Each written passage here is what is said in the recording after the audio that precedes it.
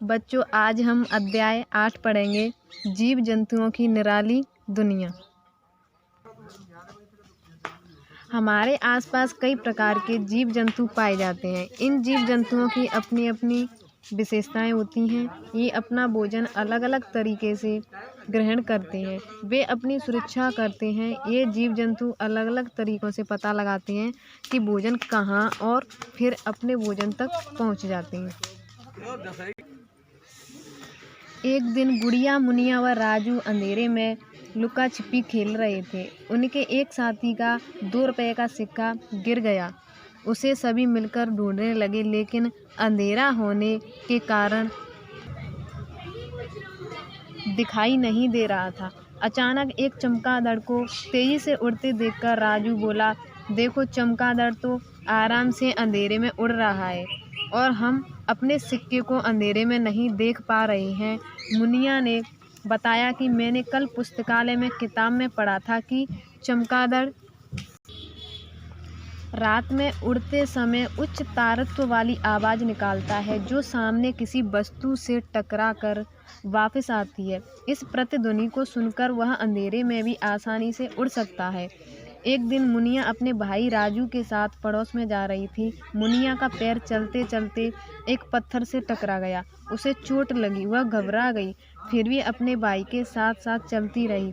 तभी पड़ोस के दरवाजे पर एक कुत्ता चैन से बंधा हुआ था। वह उसे देखकर भौंकने लगा। राजू ने बताया कि कुत्ते अनजान व्यक्तियों को देखकर भौंकते हैं। कुत्ते कैसे व्यक्तियों को देखकर भौंकते हैं? अनजान व्यक्तियों को, और अंदर नहीं आने देते। उनकी सूंघने की शक्ति बहुत तेज होती है। कुत्तों की सूंघने की शक्ति बहुत तेज होती है। विद्यालय में पोषाहार योजना अंतर्गत आए फल कक्षा में लाए। संभव हो तो अलग अलग तरह के फल लाए। अब 2 बच्चों की आंखों पर पट्टी बांधकर उन्हें फल सूंघने दें। उन्हें गंध के आधार पर फल पहचानने के लिए कहें। यही काम अलग अलग फूल लेकर करें। कुछ वस्तुएं जैसे साबुन, चीनी, नमक, पेन, पेंसिल आदि को छूकर पहचानने के लिए कहें। कुछ वस्तुएं जैसे फल, सब्जी आदि को चखकर पहचानने को दें। एक कागज पर कुछ नाम लिखिए, उसे दीवार पर टांग कर देखते हुए दूर तक जाएं और देखें कि आप कितनी दूरी तक साफ देख सकते हैं। मक्खी, मच्छर की आंखें विशेष प्रकार से बनी होती हैं। ये हिलती हुई चीज़ों को देखकर तुरंत उड़ जाते हैं। इनकी आंखें मानव व जंतुओं की आंखों से भिन्न होती हैं। हमें पीछे की ओर देखने के लिए पीछे मुड़ना पड़ता है, लेकिन मक्खी की आंख कुछ इस प्रकार की होती हैं कि वे सभी दिशाओं में देख पाती हैं, तभी तो उन्हें हम पकड़ नहीं पाते। राजू के घर के सामने से तेज आवाज में गाने बजाते हुए बैंड बाजे वाले निकल रहे थे। यह देखकर उसने अपने कानों में उंगली लगा ली, क्योंकि आवाज बहुत तेज थी। मुनिया ने पूछा, क्या हुआ? राजू ने कहा, बहुत शोर हो रहा है। मुनिया ने पूछा, यह शोर क्या होता है? राजू ने कहा, जब हमारी सुनने की क्षमता तेज ध्वनि हमें सुनाई दे तो वह आवाज़ शोर कहलाती है। क्या कहलाती है? शोर। मुनिया, राजू भैया, क्या मैं भी मछली की तरह पानी में रह सकती हूँ और चिड़िया की तरह उड़ सकती हूँ? राजू बोलता है, मुनिया, सभी जीव जंतुओं की अपनी विशेषताएं होती हैं। मनुष्य, पक्षी, कीड़े मकोड़े आदि एक दूसरे से कैसे होते हैं? भिन्न होते हैं। हम स्थलीय जीव हैं, पानी में नहीं रह सकते। चींटियों का नगर। मुनिया के घर के एक कोने में चींटियों का घर बना हुआ था। चींटियाँ उसमें लाइन से प्रवेश कर रही थीं। ऐसे ही बगीचे में गमले के नीचे बहुत सारी चींटियाँ चलती हुई दिखाई दे रही थीं। वहाँ थोड़ी नम जमीन थी। जब गमले को उठाया गया तो चींटियाँ अपने अपने अंडों को लेकर जाने लगीं। मुनिया की माँ ने बताया कि चींटियाँ चलते समय एक पदार्थ छोड़ती हैं। क्या छोड़ती हैं? एक पदार्थ, जिससे पीछे पीछे आने वाली चींटियाँ रास्ता पहचान पाती हैं। जब चींटियाँ काटती हैं तब ये उस विषैले पदार्थ को हमारे शरीर में छोड़ देती हैं, जिससे हमें दर्द होता है। चींटियाँ झुंड में रहती हैं, इनकी अपनी दुनिया होती है। चींटियाँ मिट्टी के अंदर, पेड़ के तनों में, घरों के अंदर सुरक्षित स्थान पर अपना घर बनाती हैं। मुनिया व राजू को माँ ने कहा कि देखो, चींटियाँ मिलजुल कर घर के कार्य करती हैं, तुम भी काम को मिल बांट कर किया करो। चींटियों को काम करने के आधार पर रानी चींटी, श्रमिक चींटी और सैनिक चींटी कहा जाता है।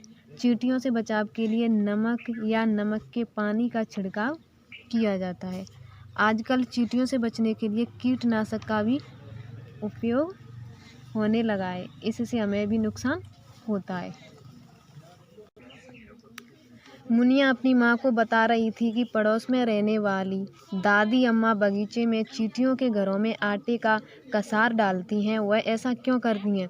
माँ ने बताया कि कई लोग चींटियों को घी, चीनी, आटा मिलाकर डालते हैं। वे चींटियों को भोजन देने का काम कर रही हैं। उन्हें लगता है कि जीवों के लिए भोजन की व्यवस्था करनी चाहिए।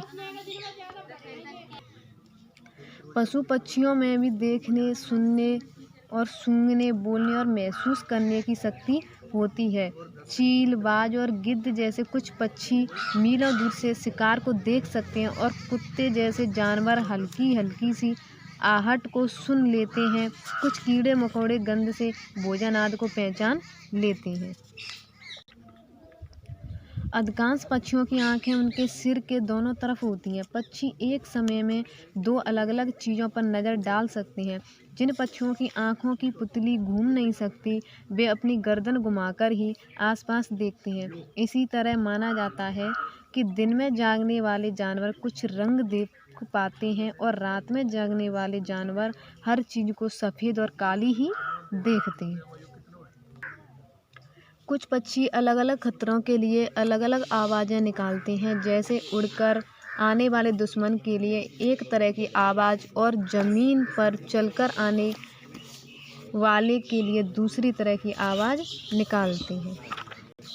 अब देखिए, आपके ये क्वेश्चन दिए हुए हैं कि आप किन किन चीज़ों को सूंघकर पहचान सकते हो। तो ऐसी कौन कौन सी चीज़ें हैं जिनको आप सूंघकर पहचान सकते हो? जैसे कि हींग को, कपूर को, फूलों को, फलों को, भोजन को सूंघकर पहचान सकते हैं। ये ऐसी चीज़ें हैं जिनको हम सूंघकर पहचान सकते हैं। दूसरा है, सघन खोजी अभियानों में प्रशिक्षित कुत्तों का उपयोग क्यों किया जाता है? तो देखिए, सघन खोजी अभियानों में प्रशिक्षित कुत्तों का उपयोग इसलिए किया जाता है क्योंकि कुत्तों के सूंघने की क्षमता बहुत अधिक होती है। तीसरा है कि चमगादड़ की तरह और कौन से जानवर हैं जो रात में देख सकते हैं? तो चमगादड़ की तरह और जानवर हैं जैसे उल्लू है, बिल्ली है, लोमड़ी है और कुत्ते ऐसे जानवर हैं जो रात में देख सकते हैं। अब देखिए, ये अगला क्वेश्चन है कि किन किन वस्तुओं को छूकर पहचान पाएँ। ऐसी कौन सी वस्तुएं जिनको हम छूकर पहचान पाते हैं? तो देखिए, साबुन है, किताब है, चीनी है, नमक है, दाल है, पेन है, पेंसिल है। इन चीज़ों को हम छूकर पहचान सकते हैं। अगला क्वेश्चन है, किन किन वस्तुओं को चखकर पहचान पाएँ। तो ऐसी कौन कौन सी चीज़ें हैं जिनको हम चखकर पहचान। तो हम फल है, सब्जी है, नमक है, चीनी को हम चखकर पहचान सकते हैं। आप किन किन वस्तुओं को सूंघकर पहचान सकते हैं? तो सूंघकर हम फलों को पहचान सकते हैं और फूलों को पहचान सकते हैं। ये अगला क्वेश्चन है कि खराब खाने की पहचान कैसे करते हैं? तो खराब खाने की पहचान या तो हम सूंघकर कर सकते हैं या चखकर कर सकते हैं। ये देखिए, आपने शोर होते कहाँ कहाँ सुना है? तो आपने शोर होते हुए कहाँ कहाँ सुना है? आपने सुना होगा जैसे कि बारातों में, यातायातों में, फैक्ट्री में, बस स्टैंड है, रेलवे स्टेशन है, तो यहाँ पर शोर होता हुआ सुनाई देता है। अगला है, शोर से हमें क्या क्या परेशानी होती है? तो शोर से हमें बातचीत करने में बाधा आती है, इससे हमारे कान खराब होने की संभावना रहती है और तथा हमारे मस्तिष्क में दर्द भी होता है। हमें शोर क्यों नहीं करना चाहिए? तो शोर करने से ध्वनि प्रदूषण होता है जो हमारी सेहत के लिए हानिकारक है, इसलिए हमें शोर नहीं करना चाहिए। ये आपका क्वेश्चन है कि चींटियाँ एक लाइन में ही क्यों चलती हैं। तो चींटियाँ चलते समय एक पदार्थ छोड़ती हैं जिससे उनके पीछे आने वाली चींटियाँ रास्ता पहचान सकती हैं, इसलिए चींटियाँ लाइन में ही चलती हैं। ये क्वेश्चन है कि आपके आसपास किन किन जगहों पर चींटियों के घर अधिक संख्या में हैं। तो चींटियों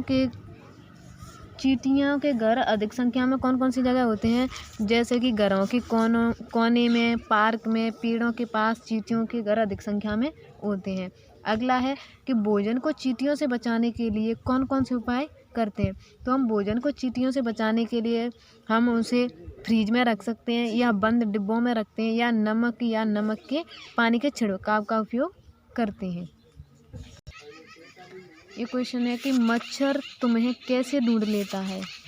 तो मच्छर हमारे शरीर की गंध से तथा गर्मी से हमें ढूंढ लेता है। कुत्ते किसी की पहचान कैसे करते हैं। कुत्ते देखकर या सूंघकर किसी व्यक्ति की पहचान कर सकते हैं। आपका चैप्टर फिनिश हो गया।